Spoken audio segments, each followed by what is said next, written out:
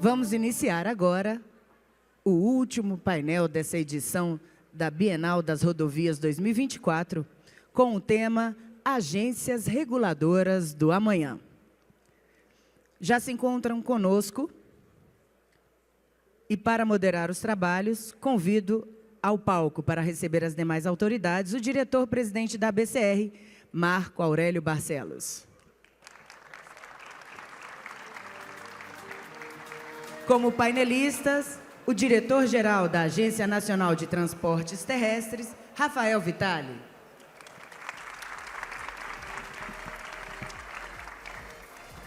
O secretário executivo de Parcerias e Investimentos de São Paulo, André Isper.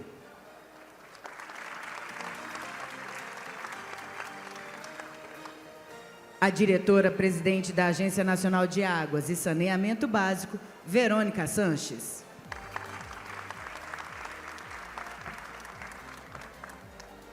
E o ministro do Tribunal de Contas da União, Antônio Anastasia.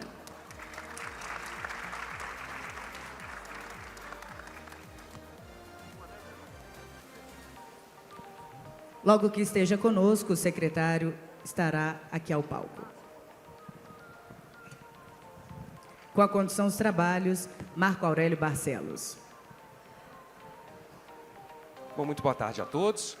E com este nosso último painel Master, a gente encerra a nossa Bienal de 2024 e não poderíamos fazer de forma menos prestigiosa, contando aqui com importantes lideranças do meio regulatório. Professora Anastasia, e eu tenho a felicidade e o carinho de chamá-lo de professor, porque de fato ele foi meu professor na Universidade Federal de Minas Gerais. E professora Anastasia, e eu já tinha, professor, comentado sobre isso há 2 anos atrás, peço desculpas por ser repetitivo, mas eu não posso me cansar do agradecimento que eu tenho, né, pelas as aulas e pelos ensinamentos que o senhor deu, mas muito mais do que isso, a professora Anastasia formou uma geração de administrativistas na UFMG e deixou saudade. Acho que poderíamos ter outras tantas levas de administrativistas, mas o espírito público sempre clamou o professor para outros voos, para outras responsabilidades, que conduziu sempre muito bem. A Verônica, com quem nós já pudemos interagir em outras ocasiões, hoje ocupa uma posição relevantíssima numa agência reguladora extremamente relevante, dentro de um setor extremamente relevante, e que talvez seja um dos poucos que tenham condições de competir com o setor de rodovias em termos de oportunidades e potencialidades de investimentos. Rafael Vitali dispensa comentários. Proporcionou uma revolução dentro da ANTT. A ANTT, de alguns anos atrás, era o patinho feio entre as agências reguladoras. E não sou eu quem disse. O Tribunal de Contas ranqueava a ANTT como uma agência que merecia, que tinha oportunidades de melhoria e de aprimoramentos. O Vitali deu conta do recado e fez com que a ANTT se sagrasse uma das mais importantes, melhor agência reguladora do Brasil. E, finalmente, o André Isper, que é secretário executivo hoje de Parcerias e Investimentos de São Paulo, também uma pessoa extremamente dedicada, extremamente inteligente, que tem um histórico dentro do setor público louvável, esteve no governo federal, na antiga EPL, na Infra SA, e agora tem a responsabilidade de seguir, junto com o secretário Benini, um dos mais relevantes, mais chamativos programas de concessão do Brasil, que é o programa de concessão do Estado de São Paulo. Então, a gente não poderia, eu dizia, terminar esse painel de forma menos prestigiosa. E ele é reflexo do tamanho da nossa Bienal. E eu até diria que o que nós vamos ter aqui é um potencial, um possível teaser, um aperitivo, do que nós já estamos imaginando para a Bienal de 2026. A Bienal de 2024 tratou do tema da sustentabilidade. Em 2026, será a hora de nós falarmos sobre a força da regulação. E escolhemos, dentro desse conceito maior, aqui para este painel, a abordagem da agência ou das agências reguladoras do futuro. O que esperamos em relação às agências reguladoras? Nós tivemos, na década de 90, um modelo anunciado de construção dessas novas entidades e havia, né, professor, alguns ingredientes que os manualistas, que os autores arrolavam em relação ao que deveriam ser as agências reguladoras. Mandato fixo, autonomia orçamentária e financeira e especialidade, competência técnica. É só isso? A pergunta subjacente aqui, a pergunta fundante desse painel, na realidade, é: o que é a regulação? O que significa regular? Ah, a regulação é fiscalização. A regulação é inspeção. Quem é o sujeito da regulação? Ora, é o usuário. É só o usuário. Regular é só fiscalizar. Nós temos boas amostras de agências reguladoras que funcionam como inspetorias. Bedel.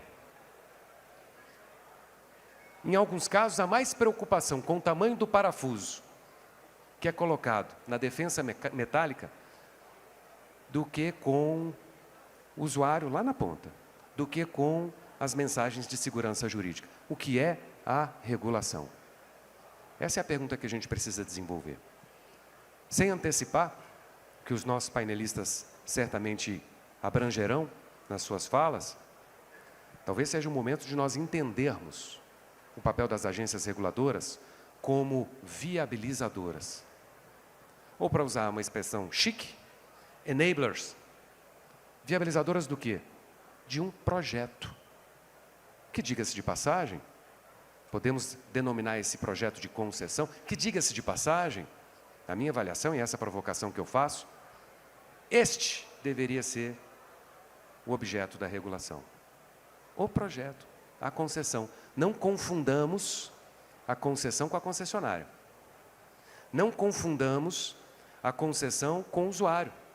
A concessão é, na realidade, o fio condutor que agrega toda esta constelação de atores. Os usuários, os investidores, a opinião pública, os responsáveis pela política pública. A concessão é um eixo gravitacional. E este é o objeto, na minha provocação, da regulação. A agência reguladora ela deve proteger esse eixo gravitacional. E com ele carregar o usuário de um lado, carregar o investidor de outro, carregar o formulador de política pública mais adiante. Em suma, eu não podia deixar de tomar um pouco do tempo do nosso painel para suscitar essas provocações, porque são elas que vão fomentar o próximo grande encontro que teremos daqui a 2 anos. Dito tudo isso, e agradecendo mais uma vez a presença dos nossos painelistas, começo com uma pergunta para o Rafael Vitale, diretor-geral da NTT, para que ele pudesse trazer, na visão dele, quais foram, Vitale, quais foram os avanços regulatórios que a NTT proporcionou nesses últimos tempos. Eu sei que você vai falar sobre o ProRev. Portanto, eu já vou antecipar a pergunta subsequente. Quais são os resultados do ProRev?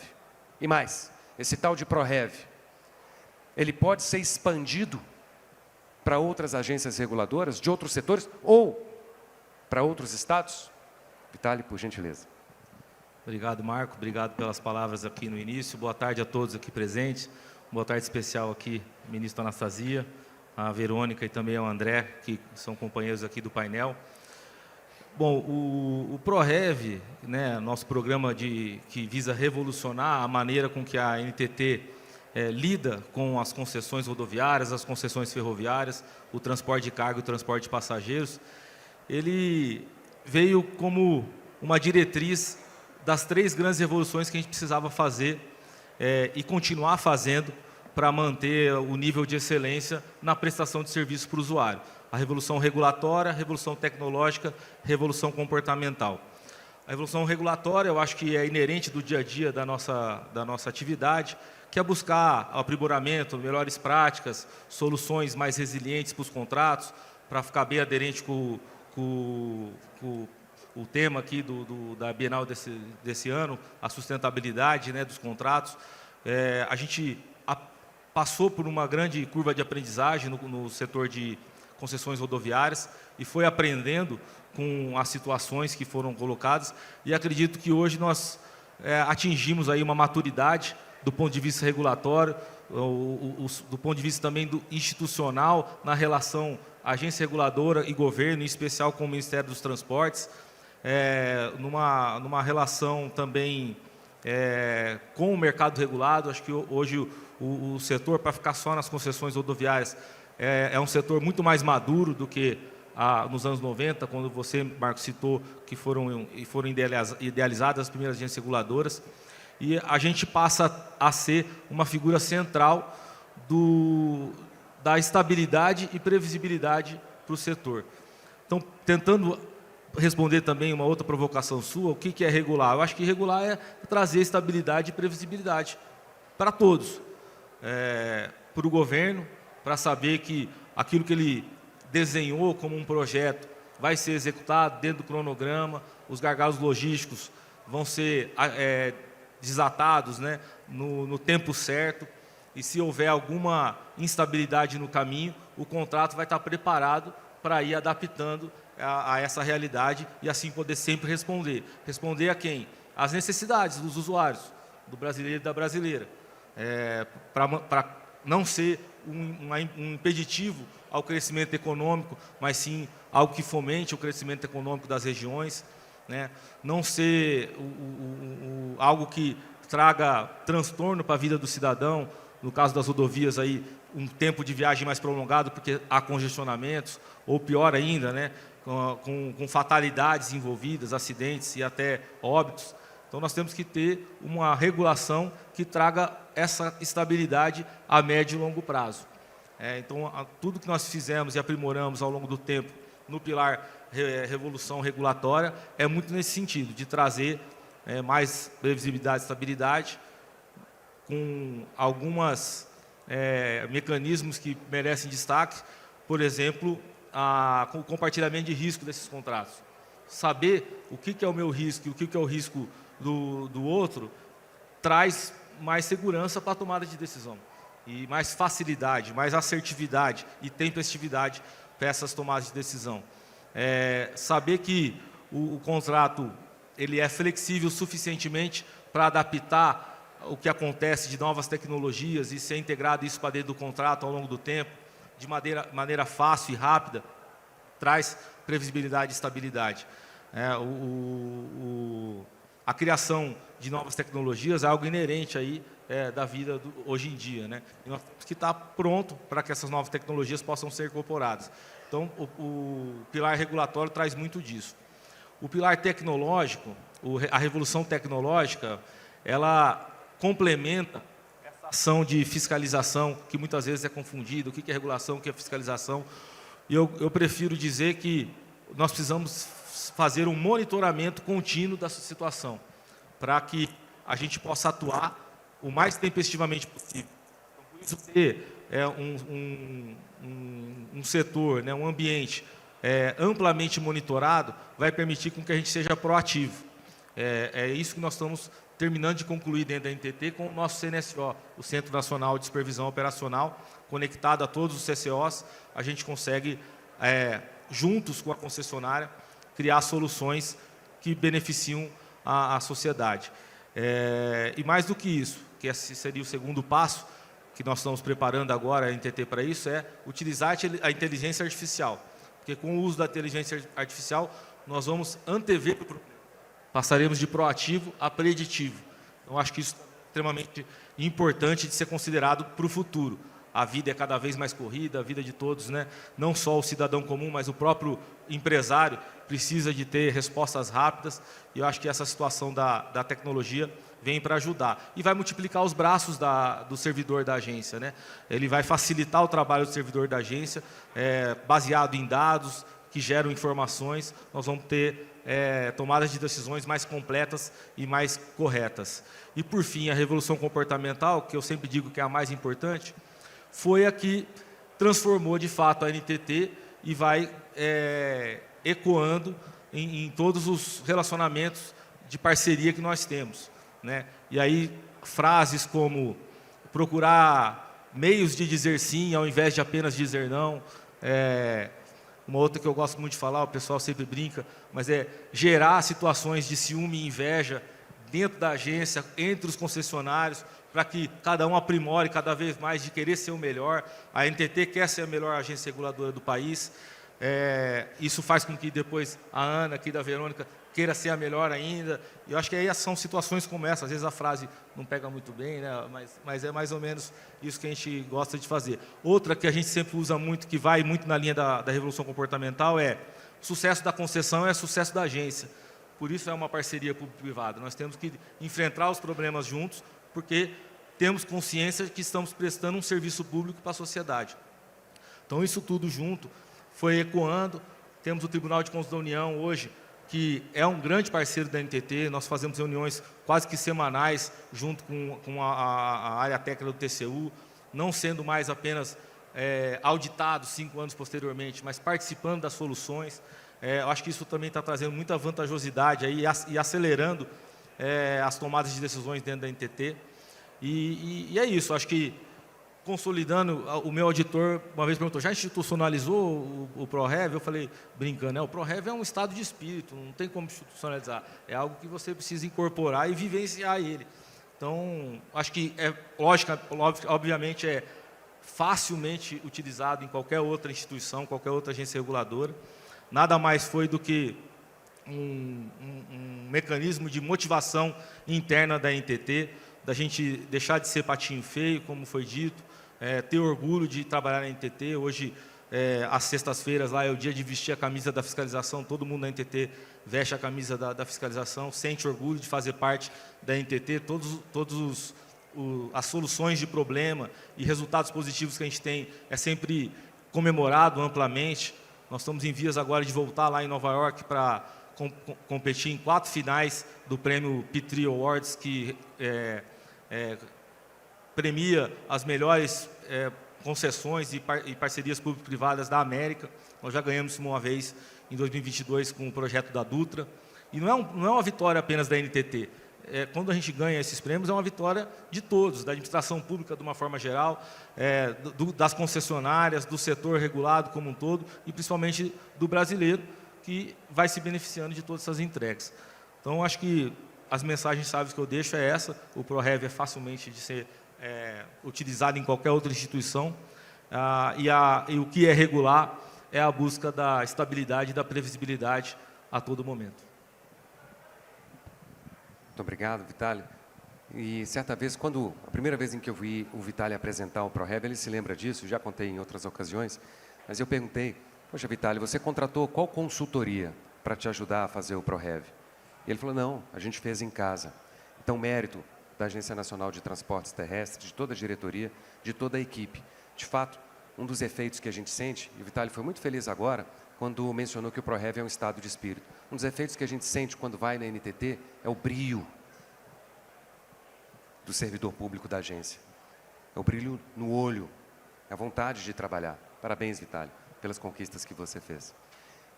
E Verônica, Ana foi citada, né, e mencionou-se inveja e ciúmes. Estou brincando.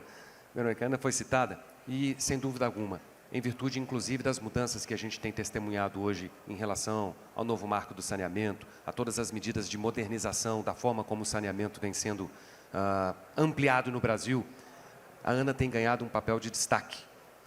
E eu queria que você mencionasse para a gente, compartilhasse conosco, que é esse papel inovador, moderno da Ana. Se você pudesse falar sobre as normas de referência da Ana, e se esse mecanismo, essa metodologia, poderia ser reproduzida para outros setores, para outras agências e até mesmo para outros estados. Muito obrigado, Verônica, a palavra é sua. Bom, boa tarde a todos. Primeiro, agradecer ao Marco Aurélio pelo convite, parabenizar pelo belíssimo evento, que 2 dias de grandes discussões, de debates, de possibilidade de compartilhamento, né, de conteúdo, de novidades entre os agentes do setor. Agradecer ao ministro Anastasia aqui pelo compartilhamento do painel, ao Vitalio, que tem feito um trabalho sensacional na NTT, ao André também, por estar aqui conosco. e falar um pouquinho do que a Agência Nacional de Águas tem feito. Eu acho que, para quem não conhece um pouco do trabalho da agência, porque, né, nós somos, vamos dizer assim, o outsider aqui do tema nesse evento, mas a Agência Nacional de Águas, historicamente, regula o uso do bem público, a água como bem público. Então, a ANA outorga o direito de usar a água para todas as atividades humanas, desde indústria, geração de energia, irrigação, obras de infraestrutura de saneamento, pesca, geração de energia hidrelétrica, termoelétrica, mineração. Então, todos os usuários que usam água na sua atividade produtiva solicitam uma outorga pelo uso da água. Se é nos rios de domínio da União, os rios federais, a outorga é feita pela ANA. Se é nos rios estaduais, são feitas pelos órgãos gestores de recursos hídricos dos estados. E isso traz uma complexidade grande, porque, por sermos um país federativo, nós temos a missão, como agência nacional, de também estabelecer parâmetros para os demais estados da federação no que se refere a como outorgar o uso da água. Quais os elementos que você utiliza? Como é que você verifica se aquele rio tem qualidade e quantidade de água suficientes para todos aqueles usos que estão sendo solicitados? Então, a gente faz um trabalho que é intangível, ministra Anastasia, e como o Vitali falou, acho que o ativo intangível, que é a capacidade de articulação, capacidade de diálogo, capacidade de trazer o conjunto de atores para um diálogo honesto e factível sobre o que a gente precisa fazer para melhorar.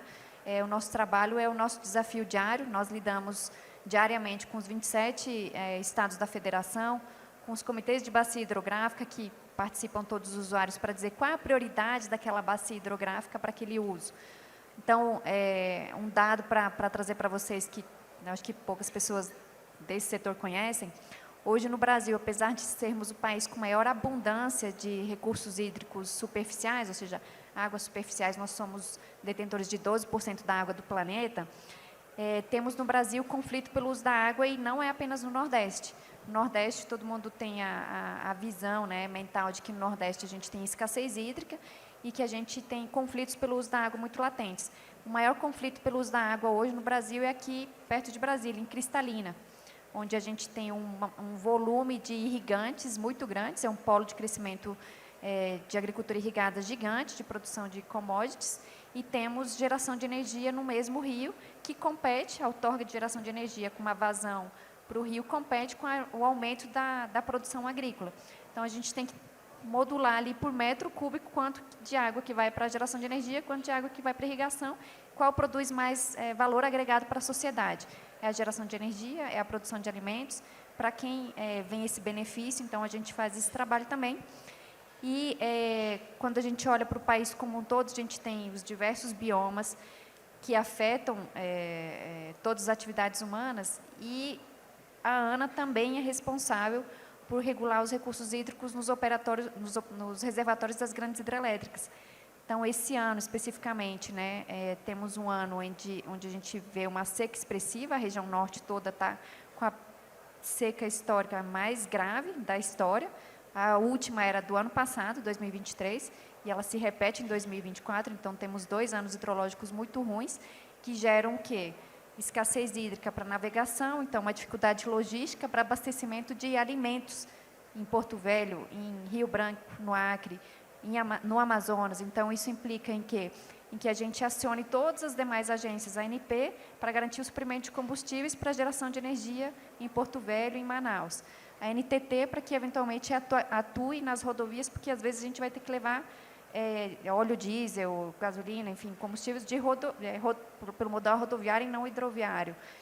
Enfim, uma série de ações que a gente articula todas as agências reguladoras, como a NTT, a ANTAC e a ANP, a ANEEL também na geração de energia, possibilidade de usinas hidrelétricas ficarem paralisadas durante alguns dias pela escassez hídrica, enfim, toda a série de repercussões que a gente tem pela falta de um recurso que é essencial para toda atividade humana.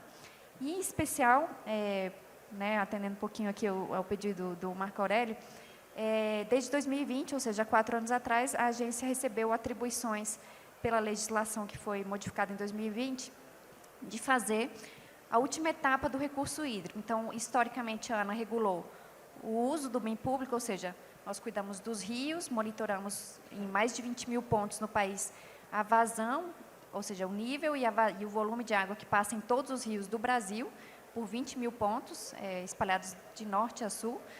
Inclusive, a gente está trabalhando aqui com a BCR para eventualmente termos uma parceria para monitoramento hidrológico nas rodovias, que possa antecipar eventuais riscos de aumento ou de diminuição ali de chuva e que possa implicar em acidentes, enfim, uma série de outras questões. E a partir desse monitoramento, nós observamos a quantidade de água que tem para os diversos usos, e um desses usos especialmente é o saneamento básico, que é o abastecimento de água nas cidades e o esgotamento sanitário das cidades. E em 2020, a gente acrescenta, vamos dizer assim, no portfólio de ação da agência, a regulação para o setor de saneamento no formato de normas de referência. Por que normas de referência? Porque, diferentemente da NTT, que tem uma competência constitucional e legal para regular diretamente o transporte nos modais rodoviário, ferroviário, a gente não regula diretamente, a gente dá os parâmetros de regulação para as agências infranacionais regularem. Por quê? Porque a titularidade para a prestação de serviço de saneamento é do município. E, além disso, a gente tem 26 empresas estaduais de saneamento e mais umas tantas privadas, e a gente tem hoje 103 agências reguladoras infranacionais de saneamento. Então, nosso público de ação o nosso público das normas de referência são as 103 agências infranacionais. Então, como eu disse, o intangível é muito mais importante do que o tangível. A gente tem um trabalho de coordenação, de disseminação, de capacitação com as agências infranacionais sobre quais são os parâmetros de regulação que podem ser adotados como melhor prática. Para isso, nós contratamos a OCDE, que contamos com a contribuição do ministro Anastasia em 2 oportunidades, nas quais a OCDE fez uma avaliação da Agência Nacional de Águas e Saneamento e da nossa capacidade de influenciar as 103 agências infranacionais, no sentido de que elas incorporem as normas de referência para o saneamento, para que elas possam ter melhores condições de regular os serviços do quais elas são responsáveis. E por que isso? Porque a gente ainda tem uma situação na cobertura do serviço de saneamento no país, diferente do setor rodoviário, que tem uma evolução expressiva, historicamente, tem, vamos dizer assim, um impulso muito grande para a ampliação do modal. No setor de saneamento básico, a gente ficou quase 50 anos estagnado, com uma taxa de crescimento de menos de 1% ao ano na prestação de serviços de saneamento. De 2020 para cá, a gente tem um salto de crescimento de mais de 1000% de aumento dos investimentos no setor, principalmente motivados pela segurança jurídica que o Marco Legal do Saneamento trouxe e por uma melhora na regulação, trazendo segurança jurídica para os investimentos. E aí o papel da ANA tem sido divulgar, dentro da nossa agenda regulatória, os parâmetros para regulação, como se fôssemos uma nova agência reguladora que foi criada e que agora a gente passa a regular um setor que não tinha regulação. Então, eu faço sempre uma comparação da ANA com a época em que a ANTT foi criada, que a ANEEL foi criada, que a ANTAC foi criada, em que começou do zero. Como eu regulo esse setor? Quais são os desafios? Quais são os atores? Quais são os parâmetros de qualidade na prestação do serviço que eu preciso observar? Como é que eu avalio os ativos e coloco na minha contabilidade? Como é que eu remunero o investimento? Então, todos esses parâmetros de contabilidade regulatória, de qualidade geral de prestação dos serviços para água, para esgoto, para resíduos sólidos, para drenagem, que são os 4 componentes de saneamento, são observados por nós e a gente divulga as normas de referência, capacita as 103 agências infranacionais, traz eles para discutir todas as normas de referência e os ajuda a aplicar por meio de guias e manuais de como aplicar aquela norma na sua realidade. Então, é um trabalho que eu reputo gigantesco, né? A gente tem 4 anos e a gente já publicou 8 normas de referência, a gente tem mais ou menos uma média de 18 meses entre colocar o tema na agenda regulatória, contratar os estudos básicos e fazer todo o processo de tomada de subsídios, consulta pública, audiência pública, consolidação das contribuições e publicar a norma de referência. Então, a gente tem 8 e temos 12 para o ano que vem. Com isso, a gente vai fechar um ciclo, um pacote da regulação do setor de saneamento em basicamente 5 anos após a aprovação do marco, que eu reputo algo em tempo recorde. A gente fez praticamente um fast track aí de regulação do setor de saneamento e o grande desafio vai ser ampliar a incorporação desses parâmetros na regulação infranacional e principalmente nos contratos. Para isso, a gente tem atuado muito fortemente com o BNDES na modelagem das novas concessões de saneamento, ou seja, todas as normas de referência da ANA já são incorporadas, os parâmetros são incorporados nos contratos de concessão. Da mesma forma, com a Caixa Econômica, principalmente nos contratos de resíduos sólidos urbanos. e também com os prestadores, com as agências, com as associações do setor. Então, a gente realmente atua com todo mundo, com os tribunais de contas. Aí gostaria de mencionar especificamente que a gente tem um acordo de cooperação com o Instituto Rui Barbosa, que reúne os tribunais de contas dos estados, e eles têm sido fundamentais na internalização, sob o olhar dos tribunais de contas estaduais, da regulação como um parâmetro essencial para a avaliação pelos tribunais de contas dos eventuais contratos de concessão, contratos de programa, estruturação do Estado para fazer a prestação do serviço de saneamento, seja diretamente, seja por meio de empresa pública, seja por meio de concessão. Isso tem sido uma parceria muito importante. E eu vejo que esse formato de induzir melhoria na qualidade regulatória por meio de parâmetros nacionais poderia, eventualmente, vir a ser aplicado, por exemplo, na regulação do transporte urbano. Então, são competências municipais, em alguns casos tem a competência no âmbito de regiões metropolitanas. No caso do saneamento, também a gente tem o âmbito de regiões metropolitanas, onde temos a prestação de serviços, e que, eventualmente, ter uma regulação nacional com parâmetros sobre qualidade da prestação de serviços, como regular a tarifa para o usuário, como considerar, por exemplo,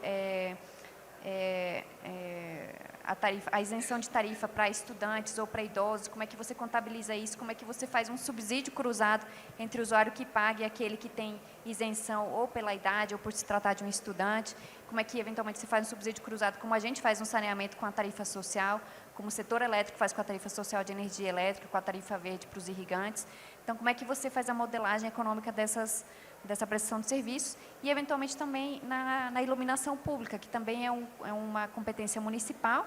A gente tem tido um crescimento grande das concessões de iluminação pública nos últimos anos e que também não tem um parâmetro sobre o que o contrato deve prever. Você pode colocar câmera de segurança junto com o contrato de iluminação pública? A legislação permite ou não permite? A taxa de iluminação pública cobre ou não cobre esse custo? Então, às vezes, ter parâmetros nacionais para isso pode ser algo interessante. E eu acho que o que a gente tem feito é realmente buscar as melhores práticas, tanto internacionalmente. Então, a gente conversou com as agências reguladoras, as principais agências reguladoras de água e saneamento do mundo, com a OCDE. Então, todas as melhores práticas de regulação da OCDE a gente tem incorporado, inclusive com essa última recomendação e avaliação que a OCDE fez, e principalmente falar com todas as agências infranacionais. Por quê? Porque a gente regula o concessionário de Manaus, que tem 55% de população de baixa renda, na qual se aplica a tarifa social. Grande parte da sua população está em áreas irregulares, como palafitas, pessoas que não têm o CEP, que nunca viram água encanada na sua casa, que nunca tiveram um sistema de coleta e tratamento de esgoto, e que ele precisa que o contrato seja viável. Então, como é que você viabiliza um contrato com 50% das famílias, das unidades consumidoras que são beneficiários de tarifa social, que estão em áreas irregulares, e ainda assim o contrato é viável? Qual a regulação que você faz para isso? Então, a gente lida com Manaus, a gente lida com Rio de Janeiro, em que a prioridade do contrato está como incentivo colocado no contrato com o BNDES, que é o indicador de tarifa social. Quanto mais você inclui pessoas que são beneficiárias da tarifa social, você ganha incentivos na revisão tarifária do seu contrato de longo prazo, ou seja, nos 5 anos de revisão tarifária. Então, qual que é o objetivo disso? Incluir as pessoas que estão nas favelas, que nunca tiveram acesso à água e nunca tiveram acesso a esgotamento sanitário. E como é que você modela todos esses contratos? Com parâmetros regulatórios claros, definidos, transparentes, que permitam que os serviços sejam remunerados adequadamente e a gente faça o maior serviço que o saneamento tem, que é a inclusão social. Nem todo mundo tem carro, mas todo mundo precisa de água, né? Então, a gente trata de um serviço essencial, que tem até uma proposta de emenda à Constituição de tratar o acesso à água e o serviço de saneamento como direito fundamental. Então, a gente precisa considerar isso como um serviço essencial e como é que a gente consegue incluir 100 milhões de brasileiros que estão excluídos desses serviços atualmente, que são as pessoas mais carentes, que são as pessoas que não têm capacidade de pagamento, como é que você consegue incluí-las num contrato que seja viável economicamente. Então, esse é o grande desafio do setor de saneamento. Ao mesmo tempo, a gente tem visto, como eu mencionei, um crescimento dos investimentos de 1000% ao ano, ou seja, tem um apetite do setor. Temos uma expectativa de investimento de 700 bi para a universalização do saneamento.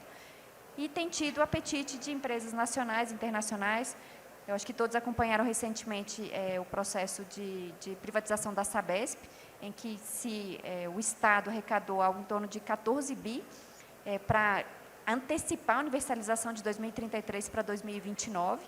Vimos o processo de privatização da Corsan, no Rio Grande do Sul, as concessões feitas no Rio de Janeiro, no Amapá, em Alagoas, PPPs no Ceará, PPPs no Mato Grosso do Sul. Então, tem um boom de investimentos no setor de saneamento que mostra que há atratividade no setor, mesmo com todos os desafios que ele apresenta. E o nosso trabalho é poder contribuir com a melhoria e a qualidade regulatória desse setor e poder garantir a universalização até 2033, que é o prazo que a gente se colocou. Então, acho que era isso. Muito bom. A gente percebe que o desafio é muito grande, mas a gente vê uma sinergia da fala da Verônica com a do Vitali, quando ela trata da estabilidade, da segurança jurídica. Conversava com um amigo outro dia, e ele dizia que é melhor ter alguma regra do que não ter. É sempre melhor ter alguma regra do que não ter. Agora, o mundo ideal é que a regra seja boa, que significa que ela gera ótimos, eficiência alocativa do recurso das partes envolvidas. Mas ela precisa ser uma regra legítima, que seja entendida, internalizada, reconhecida e aceita pelas partes. Ela precisa ser uma regra efetiva, que promova a transformação para melhor de todos os envolvidos. Eu acredito que tanto as normas de referência, Verônica, quanto as normas que a NTT tem já por competência em imprimir junto ao setor regulado, deveriam e vêm cumprindo e cumprirão esse papel. André, em São Paulo, você tem coordenado, junto com o secretário Benini, o governador Tarcísio, um projeto de lei para alteração da estrutura e do funcionamento da Artesp, que é uma agência que tem um histórico de reconhecimento no Brasil, é uma agência que tem por debaixo de si um dos programas mais complexos e um dos maiores programas de concessão de rodovias do Brasil, com vários desafios. E, dada essa iniciativa, patrocinada pelo governador Tarcísio, de modernização da agência por meio de um PL, a gente gostaria de ouvir um pouquinho de você sobre o que esperar desse PL, quais são as principais inovações e qual é, na visão do Estado de São Paulo, na sua visão, qual será a Artesp do futuro? Obrigado, Marco. Boa tarde a todos. Gostaria de agradecer e dizer que é uma honra estar na presença do ministro e professor Anastasia, colega Verônica, colega Rafael, Vitali, também parabenizar pelo brilhante trabalho que está sendo feito tanto na ANA, ali uma super ANA com saneamento, e também o Vitali, que entregou um trabalho já reconhecido pelo próprio Marco Aurélio na sua introdução. Bom, em São Paulo, nós temos duas agências existentes, acho que é uma coisa importante de dizer. A gente tem a Artesp, todos aqui certamente são familiarizados, que é uma agência de transporte, e também a Arcesp, que foi historicamente uma agência de saneamento, e uma agência de energia elétrica. No último ano e meio, a Arcesp se tornou uma agência de serviços delegados, então, com um caráter residual, o que não é transporte é a Arcesp, e esse é o panorama, vamos dizer, quando chegamos no governo. A Artesp, de fato, teve gestões brilhantes, não tenho dúvida que, por um tempo, foi certamente a agência de fronteira no setor de transportes, mas nos parecia e nos parece, no momento também, senão não estaríamos fazendo um debate importante sobre o projeto de lei complementar que está no Parlamento, mas uma necessidade de modernização da Artesp, mas também da outra agência, e a criação de uma nova, que inclusive é uma agência de águas, seria a SP Águas. Do que se trata o projeto de lei complementar? Basicamente, nós estamos trazendo o que, na nossa visão, funcionou e funciona do projeto da Lei Federal de Agências. Então, a União andou antes num marco importante para as agências federais, então, com uniformização dos mandatos nas agências nacionais. Então, 5 anos sem recondução, requisitos objetivos para indicação de diretores, requisitos para a edição de normas, então análise de impacto regulatório, audiências e consultas públicas, então tudo que dá e agrega governança aos processos dentro das agências. Em São Paulo, a nossa situação era, na verdade, uma falta de uniformidade entre as agências existentes e a inexistência até de uma agência de águas, apenas os comitês de bacia. O nosso projeto, então, ele trouxe essa tecnologia federal, que acho que é uma experiência boa, tanto é que estamos aqui elogiando agências federais, né, e homenageando agências federais, então importar isso para São Paulo, só que São Paulo não poderia deixar de melhorar aquilo que já é muito bom, na nossa visão, então introduzimos um conceito, e acho que essa é a grande inovação do nosso projeto de lei, que é a autonomia real das agências. Quero dizer o quê? Né? Em qualquer agência, qualquer projeto de lei de agência, lei aprovada nos estados, na União, o fundamento é autonomia técnica, orçamentária, decisória, administrativa. Basicamente isso, não tem vinculação hierárquica, e isso é um mandamento de lei em todas as agências. Porém, na prática, a gente sabe que isso é uma autonomia bastante mitigada em muitos casos. Não em todos, mas em muitos casos. Em São Paulo, especialmente nos últimos 3, 4 anos, essa autonomia se tornou muito mitigada. Então, desde 2020, havia uma lei que obrigava processos de desequilíbrios passarem pelo poder concedente, o que é uma, com perdão da palavra, uma aberração. E também, posteriormente, na verdade, no mesmo ato, passou-se a tirar das agências algo que era uma conquista de São Paulo, que era a capacidade de gerir seus próprios recursos. Então, a Artesp e a Arcesp sempre tiveram capacidade de investir seu próprio recurso para fazer despesa de capital. A partir dessa lei de 2020, o recurso passou a ser coletado pela Fazenda anualmente. Então, a capacidade da agência de reservar recurso e investir em despesa de capital, investir em TI, investir em tecnologia, investir nos seus próprios quadros, se tornou bastante limitada. E também nesse processo, para as duas agências, o RH se tornou bastante desatualizado. O que eu quero dizer com isso? Né? Houve a criação de cargos para as duas agências, por volta de 270 para a Artesp e 240 para a Arcesp, em suas respectivas leis de criação. Houve preenchimento de metade desses cargos, mas houve evasão e os cargos que não tinham sido preenchidos seguiram não preenchidos. A evasão, desde os concursos de Artesp e Arcesp, é por volta de 27%, 28%, que é uma evasão bastante alta, considerando os benchmarks que nós temos. Então, havia uma preocupação muito grande de melhorar o RH das agências, então, também nesse projeto de lei, em linha com a reforma administrativa, estamos padronizando cargos em comissão, né? Então, superintendências, na verdade tem níveis lá que nós vamos recompor via decreto, mas o fato é que haverá uniformização de quadros em comissão. E também, especialmente, os quadros permanentes, né, reajustando o salário, dando condições para que as agências se equipem. Paralelamente a isso, tem concurso público em andamento para as duas agências, então a Artesp, isso vocês podem todos aqui esperar, vai ter um aumento relevante de quadros, né, a gente tem em trâmite mais ou menos 140 vagas a preencher. E também, quando chegarmos na aprovação do projeto de lei, a gente pretende fazer toda uma reestruturação interna das agências. O que eu quero dizer com isso? Eu acho que o PLC dá umas dicas nesse sentido.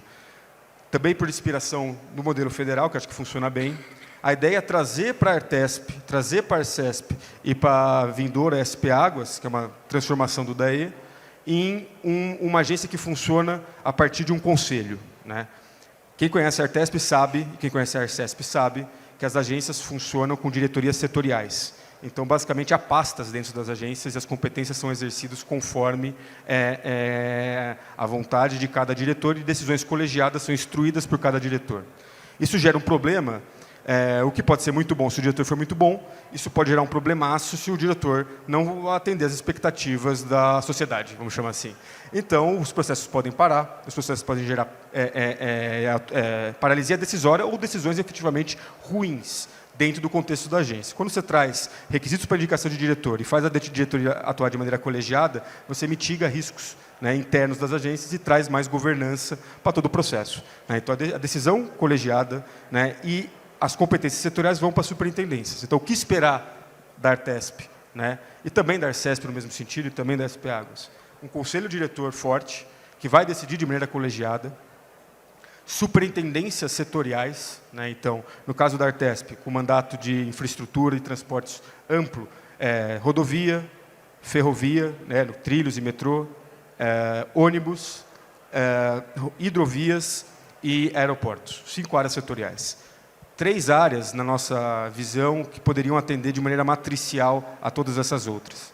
Então, uma área de equilíbrio econômico-financeiro, a área que faz conta, porque a conta é muito similar entre esses contratos de transportes, afinal, são todos regulados por contrato, né, sobretudo regulação contratual. e, adicionalmente a ela, uma área que nós estamos pensando em chamar de área de novos investimentos. Porque há percepção dentro da Artesp, né, de quem vê de fora, de que incluir investimentos nunca é muito fácil, né? Acho que não é fácil em nenhum lugar. Mas a nossa ideia é ter, de fato, uma equipe dedicada a isso e que, a partir do momento que o investimento é precificado, é colocado no fluxo marginal e acertado do ponto de vista regulatório, ele vai para a área setorial, né? Mas essa primeira parte ficaria nessa área. E a última área seria uma área ambiental, que é o que a Artesp confiava em uma pessoa. Quem lembra do Romanini, ele era o cara do meio ambiente da Artesp, e o dia que o Romanini deixou da Artesp, a Artesp passou a não ter área de meio ambiente. Isso não é que é bom, por mais que as pessoas sejam boas, nunca é bom confiar em pessoas, né? Você tem que desenhar a instituição.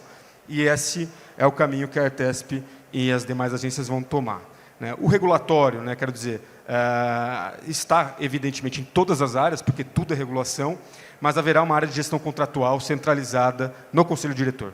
Que a ideia é justamente essa, que o Conselho Diretor seja informado do andamento dos processos, do andamento dos prazos contratuais, para exercer sua função de fiscalização. E, por fim, áreas de apoio que não interessam tanto aqui, mas só dizer que vão ser reforçadas, afinal, a parte de inteligência e a TI nas agências de São Paulo também merece um carinho especial, e os nossos mecanismos de autonomia certamente vão permitir isso. Meu tempo acabou, estou aqui vendo o painel piscar, mas eu vou só concluir explicando do que se trata essa autonomia administrativa e financeira, né? Acho que é importante ver a agência, né, e na nova Artesp, mas no mesmo sentido para as outras duas agências, né, que a agência ela existe por um motivo, né? Se eu pudesse resumir esse motivo, que eu acho que é algo que se perde muitas vezes, é garantir o serviço ao usuário, né? Isso é fundamental. Então, por vezes, quando nós vemos discussões entre áreas dentro de agência, discussões entre agência e poder concedente, discussões entre agência e seus regulados, muitas vezes o usuário fica de lado, né? O usuário fica aguardando a obra, fica aguardando a melhoria do serviço, fica aguardando a aprovação de determinado ato, que é para ele que aquilo é destinado. O contrato de concessão é um contrato no caso de transportes, mais das vezes é um contrato de serviço público, né? Então, basicamente, o que você tem que fazer é pensar no usuário. Mas essa missão não é única.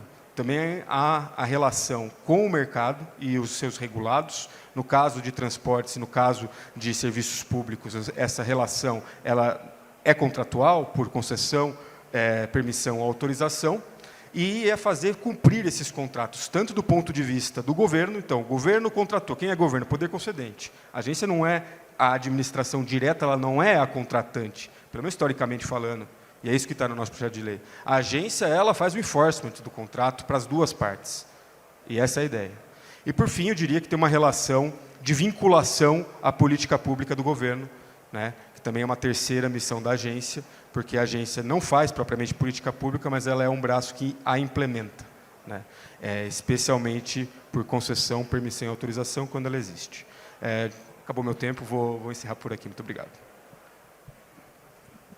Muito bom, André. Eu achei interessante você trazer a ilustração do enforcement de mão dupla, né? Porque o enforcement de mão dupla promove a segurança jurídica e a estabilidade. E são conceitos que me parecem bem mais alinhados ao que equivaleria à visão de uma regulação do futuro. Sair da inspetoria e trabalhar com a sustentabilidade negocial, né? A viabilização do projeto, como eu havia comentado. Aproveitando aqui o professor Anastasia, professor, a gente pode ver das falas, inclusive dos responsáveis aqui, pelas novas ideias e pelos gestores das agências reguladoras federais, que tem havido muitos avanços no nosso sistema regulatório. Na avaliação do senhor, esses avanços são verdadeiros? Houve realmente avanços no nosso sistema regulatório, desde que a doutrina das agências reguladoras na década de 90 aportou no Brasil? E o que, ademais, o senhor entenderia como desafios? Quais as oportunidades que a gente ainda precisa vencer para alcançar um modelo de agência reguladora do futuro? Por favor, professor. Muito obrigado, Marco Aurélio. Minha saudação a você, revê-lo, parabéns pela realização do evento, um sucesso à sua Bienal, com todos os seus colegas, cumprimentar todas as senhoras e os senhores aqui presentes, doutora Verônica, uma honra revê-la, doutor Vitale, secretário André, meus cumprimentos. E a pergunta que o doutor Marco Aurélio me faz, de fato, é uma pergunta instigante. E eu refleti aqui durante as perguntas e respostas durante este painel. E me lembrava que, com meus botões, e sou aqui o mais maduro, para não falar o mais velho, e que a experiência me mostra que na década de 80 chegou-se ao esgotamento de um modelo, quando o poder público era onisciente e onipresente. Tudo é realizado pelo poder público. Está ali o doutor Janotti, que eu vi sentado, que é do antigo DR de Minas Gerais. No tempo dele, no DR, o DR realizava a manutenção das estradas, tinha grandes unidades pelo estado afora, era, na verdade, um verdadeiro Hércules da administração. Eu dei o exemplo do DR, poderia dar de várias outras áreas da administração pública. Mas na década de 90 esse modelo se exauriu. Se exauriu por quê? Primeiro, pela dificuldade de aperfeiçoamento e modernização da gestão, mercê de uma esclerose da gestão pública brasileira, que não se modernizou naquela época. E segundo, por uma gravíssima carência de recursos. Acabou o dinheiro. Então, o poder público, que tinha recursos à vontade, ao seu talante, para realizar investimentos, passou a não ter mais. Na década de 90, de maneira corajosa, o governo do presidente Fernando Henrique Cardoso resolveu apostar em um modelo novo, e que o Brasil resistia muito, que era a ideia de conceder ao setor privado a execução da maior parte dos serviços públicos. Não que nós não tivéssemos no passado, claro que sempre tivemos concessão no Brasil, o Porto de Santos, desde o Império, por exemplo, mas uma concessão generalizada, de maneira muito mais, digamos assim, sistemática, no modelo norte-americano, começou na década de 90, pós-Constituição de 88, e com um grande processo de privatização, mas percebeu-se que, concomitantemente a esse modelo, havia necessidade de se criar a agência, o modelo das agências reguladoras, para impor limites e criar regras, não só para fiscalizar, mas mais do que isso, até mesmo para ter um certo poder normativo em relação a essa regulação. Qual que é o primeiro efeito dessa decisão? Que até hoje nós lutamos com isso. A inveja. É natural que o ministério que estava todo poderoso e que tinha a gestão absoluta daquele tema, a Secretaria de Estado, no momento que há uma agência reguladora, em tese, com autonomia administrativa, com mandatos e com recursos que ela receberia de per si, é claro que o ministério, quando eu falo ministério impessoal, mas quem estava sentado na cadeira naquele momento, falava, ora, eu sou ministro de quê? Eu sou a rainha da Inglaterra? É a agência que tem o poder? Ela que dá o comando? Ela que tem o prestígio? Isso é humano. Então, nós passamos a ter ali resistências surdas, que se desdobraram ao longo dessas 3 décadas. Infelizmente, o modelo não se aperfeiçoou totalmente ainda. Mas responder de modo objetivo a sua pergunta, eu acho que nós avançamos muito da década de 90 para cá, é óbvio. As agências se consolidaram. Elas hoje fazem parte do panorama institucional do Brasil. Claro, umas mais, outras menos. Essa semana mesmo eu recebi no Tribunal de Contas uma unidade que me mostrava uma situação que vai ser debatida, e digo isso com certa tristeza, por ser meu estado um estado minerador, que a Agência Nacional de Mineração não tem ainda, lamentavelmente, a qualidade que nós temos na ANA ou na NTT. É uma agência também mais jovem, mas que está enfrentando mais dificuldades. Então, nós vamos ter de aperfeiçoá-la. Eu acredito, portanto, Marco Aurélio, que a modelagem é correta. E digo isso sem nenhuma novidade, porque pelo mundo afora assim funcionou. Nós não podemos, nessa altura, imaginar que voltaremos ao regime antigo, quando o poder público realizava por si a execução de serviços públicos. Isso, a meu juízo, é irreversível. É o setor privado que está sendo cada vez mais chamado. E quando dou palestras da Lei Nova de Licitação, eu digo sempre que um dos 4 pilares fundamentais da nova lei, o 4º é exatamente o robustecimento com o setor privado, da relação do poder público com o setor privado, que a lei de licitação e de contrato administrativo estimula a exaustão. Agora, para isso, é claro que nós temos de ter a regulação no sentido mais amplo da expressão. Então, é uma realidade. Como nós vamos aperfeiçoar isso? Com paciência, com qualificação, com eventos, com preparo de gestores, com o reconhecimento do mundo político de que as agências têm um perfil diferenciado da administração direta, que para o seu funcionamento pleno elas têm de gozar de autonomia administrativa, que você fez uma careta quando leu os requisitos da agência, e é verdade, a autonomia acaba sendo uma certa quimera, e ela tem de ter. Eu vi os números, recursos que vocês, o secretário André dizia que a lei de 4 anos atrás em São Paulo, retira das agências a gestão financeira, como acontece na União também, ou seja, isso está errado, porque a agência arrecada, ela precisa de ter, se não toda, pelo menos uma parcela expressiva, porque, do contrário, ela vai ter, infelizmente, uma dificuldade de pessoal, de qualificação, de insumos de informática, de inteligência artificial, de tudo aquilo que hoje custa. E aí nós vamos repetir o modelo passado. E aí nós vamos cair dentro de um ciclo vicioso. Imagina, nós concebemos a delegação de serviços públicos para o privado regulado, mas se a agência reguladora não tem como acompanhar essa regulação, o privado vai se sentir despido de qualquer tipo de obrigação e pode fragilizar aquele serviço. E nós voltaremos ao problema da década de 80. Então, os governos têm de ter a clarividência, a coragem, a ousadia de falar, não, o modelo tem de ser vitaminado. Como? Voltando na concepção original de 90 e dizer as agências reguladoras têm de ter autonomia, mandatos plenos, autonomia na escolha, a identificação de perfis técnicos, a qualificação, o que nós colocamos na lei de licitação, a gestão por competências tem de ser também um estímulo para que as agências funcionem corretamente. Eu participei, como o doutor Verônica lembrava, da visita da OCDE 2 vezes aqui ao Brasil, discutindo a competência da ANA, que é muito aplaudida, reconhecida, mas eles próprios ponderavam da necessidade sempre de quê? Qualificar os recursos humanos, aperfeiçoar o quadro de pessoal, porque nós não temos ainda robôs substituindo as pessoas no exercício da regulação. Então, Marco Aurélio, quando você pergunta se eu acho que nós vamos evoluir, eu acho que nós já evoluímos muito, mas se nós não tivermos, volto a dizer, a sociedade brasileira, as lideranças políticas, a coragem de perceber que estamos num ponto de inflexão e se as agências não tiverem, de fato, autonomia reconhecida e a possibilidade de avançarem, inclusive definir de modo muito claro as questões do seu eventual poder normativo, as relações dos poderes do Tribunal de Contas já está resolvida. O Tribunal de Contas da União evoluiu positivamente ao longo dos anos, definindo o que é o controle em 2º grau, do 2º nível. Então, já há vamos dizer assim, uma pacificação. Porque eu também entendo, eu estou no tribunal, como sabe, há só 2 anos, que lá atrás, quando a agência surgiu na 90, o próprio controle externo assustou um pouco. É natural. Essa atividade de fiscalização não compete originalmente ao controle, mas em 2º nível, porque as agências devem ter o primeiro embate. Então, tudo isso é uma construção. Como nós estamos lidando com pessoas, as vaidades, as idiosincrasias, as invejas, tudo isso faz parte. Então, isso não se afasta. Por isso, quando se fala em qualificação, é o tema fundamental que nós temos de ter nas agências.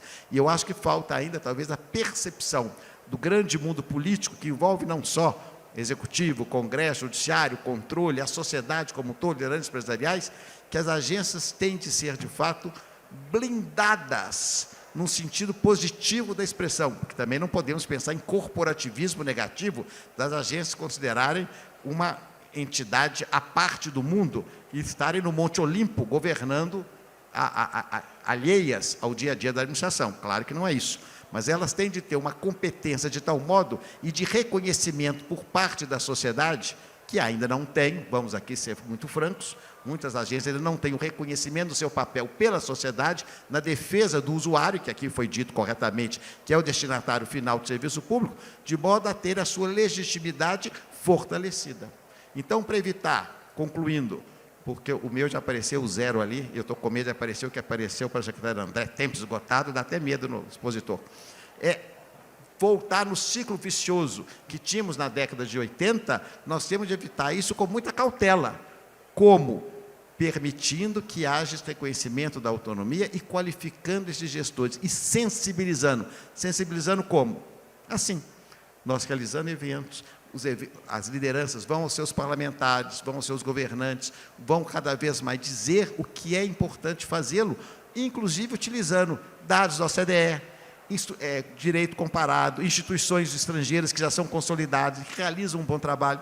Se nós voltarmos 100 anos atrás e formos aos Estados Unidos, quando as agências foram criadas, lá era um capitalismo selvagem. Lá era selvagem. Porque lá o poder público não tinha o exercício que tinha no Brasil, era tudo privado. Só que era de tal feito, de tal abuso e com tal desproporção, que o governo norte-americano, naquela época, determinou a criação da regulação exatamente para evitar os grandes cartéis que existiam. Então, no Brasil, a história foi diferente, mas lá as agências foram consolidadas, se bem que tiveram agora um retrocesso, com a decisão da Suprema Corte, recentíssima, no sentido que elas não podem inovar, entre aspas, não é? Na questão do sistema normativo, como tinham autorizado anteriormente. Aqui no Brasil isso é um pouco mais delicado, porque o nosso sistema normativo é mais fechado que o norte-americano, ele é muito mais positivado. Então, aí já não tem tanto esse dilema, até porque, vez por outra também, façamos aqui a meia-culpa coletiva, ora, vez por outra, as agências também exorbitam o seu poder normativo e inferem a área de esfera de reserva legal, o que também não pode, e cria também ali marolas. Então, isso tem que ser evitado. Evitado como? Com a compreensão plena do papel de cada qual. Mas eu me alonguei muito numa resposta que era muito simples. Quando ele pergunta, evoluiu? Sim, evoluiu. Agora, está num campo de perfeição, de aplauso geral? Ainda não. Mas eu sou otimista por natureza, eu acho que vamos chegar lá. Obrigado, professor. E acho que o senhor traz a discussão para uma reflexão que nós precisamos, talvez, resgatar, e que já existia na década de 90, a do Estado regulador. O que é o Estado regulador? É o Estado que investe na regulação. E talvez a pergunta que nós tenhamos condições de reforçar, transcorridos aí 30 anos, quase 40 anos do início das agências reguladoras no Brasil, o Estado investiu na regulação? Na verdade, e este evento aqui não nos deixa mentir, houve um farto importante, especial investimento na modelagem de projetos que desaguariam em iniciativas sujeitas à regulação. Então, nós tivemos um Estado concessor, um Estado privatizador, se a gente pudesse usar essa terminologia. O Estado investiu muito nisso, investiu bem. Temos melhores projetos hoje do que no passado. A gente costuma chamar no jargão, professor, do pré-venda, porque, na realidade, o processo de concessão é o Estado sinalizando que existe um fluxo de caixa previsto, construído juridicamente, economicamente, e que alguém poderia ter o interesse em comprar aquele fluxo de caixa, ingressar numa relação negocial. O pré-venda melhorou de forma exponencial. Precisamos reconhecer isso, e este evento é uma sinalização, é um indicador de que vimos andando bem, porque há hoje uma expectativa muito promissora e pujante quanto às oportunidades que têm sido levadas a leilão. Pré-venda andou bem. E o pós-venda? Porque quem vai cuidar da gestão desse fluxo de caixa é esse pessoal aí. E precisa de recursos humanos, de recursos tecnológicos. E acredito que talvez tenha chegado, especialmente, o momento de nós refletirmos sobre, não só, professor, a autonomia, vamos dizer, administrativa das agências, que sempre vai ser um desafio, mas a autonomia orçamentária das agências. Tivemos algumas turbulências recentes, Vitália é testemunha disso. Nós vamos ficar sujeitos a essas turbulências no futuro? Onde é que eu quero chegar? Talvez, professor, tenha chegado o momento de nós defendermos de uma forma definitiva a autonomia financeira e a operacionalização da autonomia financeira das agências.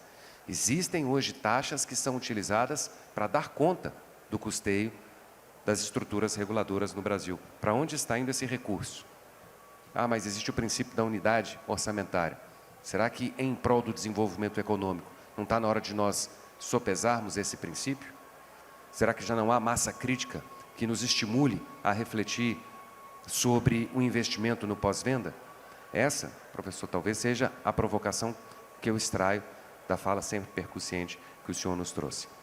E eu estou preocupado, professor, porque eu fiz um compromisso com o senhor de que encerraríamos no horário adequado. E esse horário está quase chegando. Então, em respeito ao nosso compromisso, eu vou pedir para que cada qual faça uma última intervenção, talvez tentando responder de forma objetiva a esta pergunta complexa e aberta. O que é a regulação do futuro? Vou seguir a ordem inversa agora. Por favor, André, seguindo a ordem de lá para cá, por favor, começando por você. O que é a regulação do futuro para você? Quando surgiu o tema da regulação, né, professor Anastasia, Marco, outros professores que estão aqui, houve doutrina que disse, não, regulação é poder de polícia, né, e agência é autarquia. Mas olhando para o futuro, basicamente exercer poder normativo dentro das balizas da legislação, né? Acho que esse precedente que o professor mencionou é realmente complicado, né, porque retira aquela ideia de Estado administrativos para o qual estávamos caminhando, né, das agências realmente poderem fazer regulação administrativa. Foi um precedente muito importante ali com o julgamento da pílula do câncer, se eu não me engano, em 2017 para 2020. Isso, de alguma forma, mitiga, né, o discurso da regulação como poder de inovar, né. Mas não sou tão pessimista, por quê, né? Isso estamos tratando, né, especialmente de regulação de setores econômicos no geral, né? Então, atividades econômicas em sentido mais amplo, né? Quando a gente fala de outorgas e serviços públicos com concessão, permissão, autorização, o tamanho do espaço de criatividade ele é bastante menor, né? Então, a outorga dita muita coisa, é uma relação contratual, né? Então, o que eu vejo, né? Tirando essa parte mais, diria, pessimista, né? De, poxa, então talvez a Anvisa não tenha mais a reserva de dizer o que é ou não é um medicamento, o que é ou não é, que faz bem para a saúde e coisas do tipo. Se desse lado, do lado dos setores de infraestrutura, como no mais das vezes estamos falando de serviços públicos, a relação contratual, basicamente a regulação vai servir para estabilizar, né, a mecânica desses contratos, né? Então, o que eu imagino uma regulação no futuro é uma regulação que traga segurança jurídica, que já é a ideia hoje, né, um princípio constitucional, inclusive, nem poderia ser diferente. Uma regulação que respeite as outorgas, né, mas que não se limite às outorgas. Sempre olhe o usuário, inclusive quando tiver que fazer uma revisão contratual, que seja responsiva às mudanças da realidade. Volta ao conceito de você tratar a finalidade da agência, especialmente de uma agência que lida com o serviço público, e que talvez seja uma ideia antiga, né, de que o Estado existe para prestar serviços públicos, não está tão errado, né, não está tão errado, talvez seja um dos maiores, os principais papéis do Estado é justamente esse, mas um serviço público que seja justamente no sentido de um Estado regulador e que para isso se utilize das agências reguladoras como um instrumento poderoso para atrair mercado e fazer o bem público. Vitálio, o que é a regulação do futuro? Bom, como eu resumi na primeira fala que a regulação, o que é regulação seria a busca da estabilidade e previsibilidade, eu adicionaria que isso precisa ser incorporado também para dentro da NTT, para dentro da agência, do ente regulador, nesse caso, para que nós possamos ter a previsibilidade e a estabilidade para fazer o nosso papel, muito em linha do que foi falado da questão da autonomia administrativa e financeira,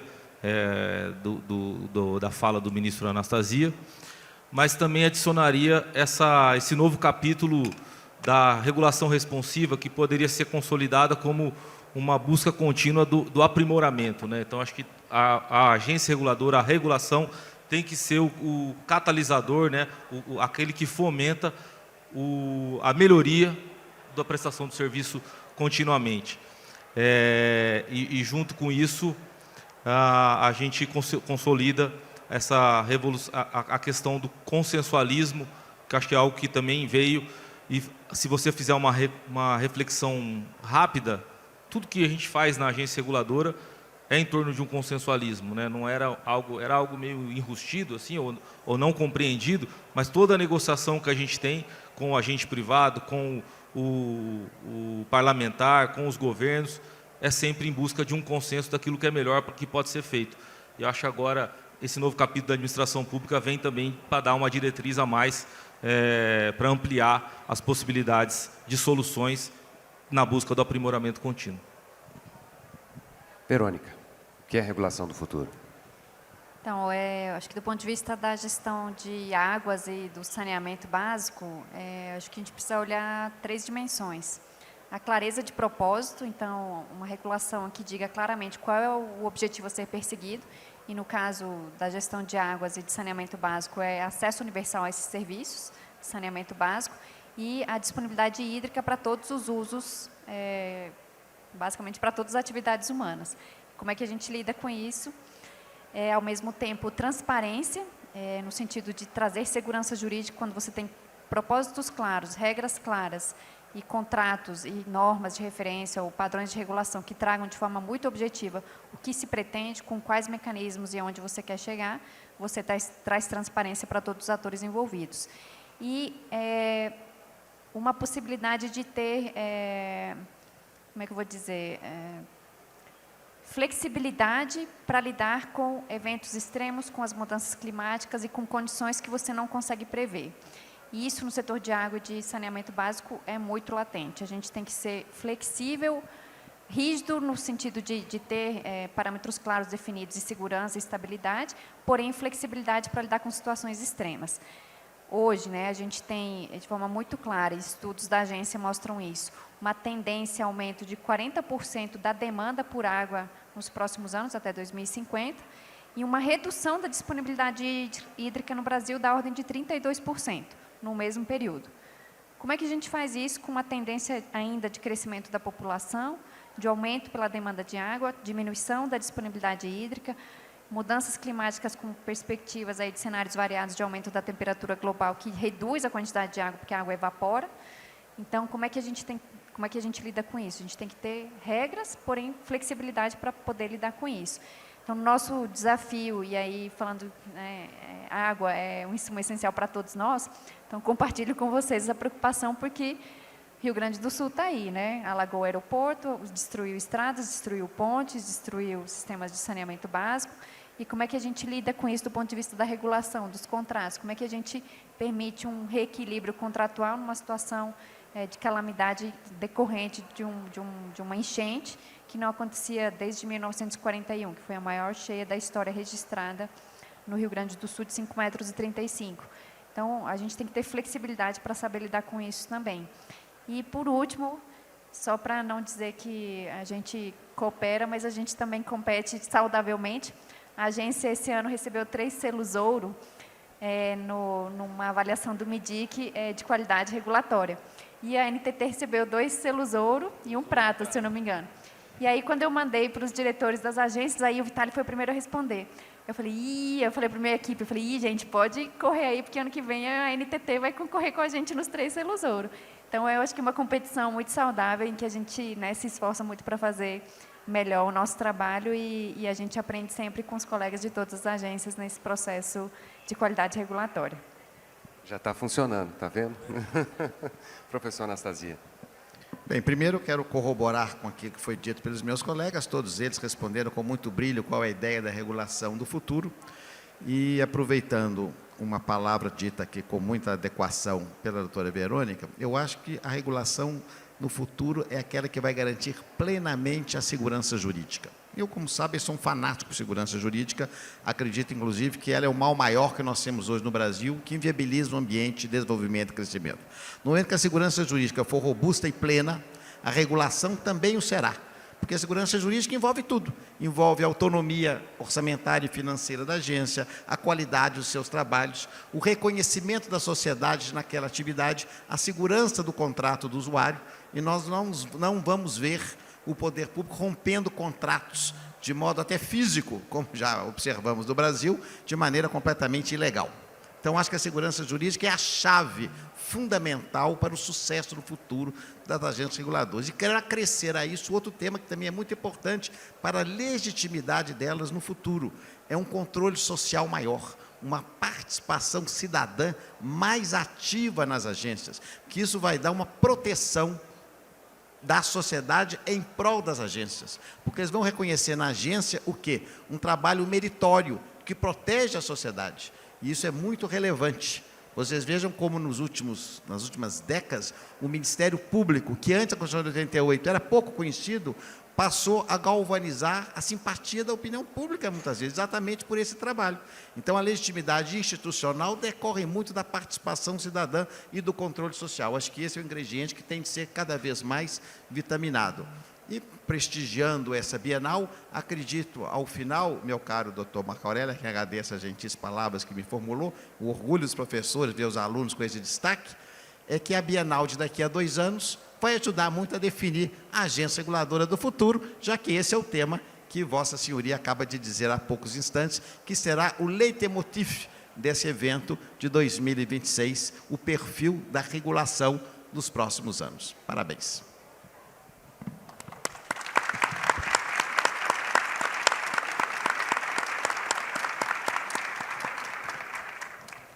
Regular não é fácil. Regular não é estático. Regular precisa de desenvolvimento e regular nunca foi tão necessário.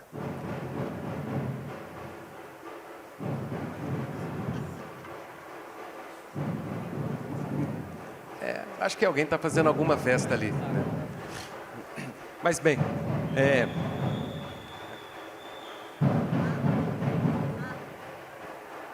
bom, eu queria agradecer o time que está passando aqui. Essas pessoas é quem fizeram a Bienal. Então, eu quero agradecer a todo o time da BCE.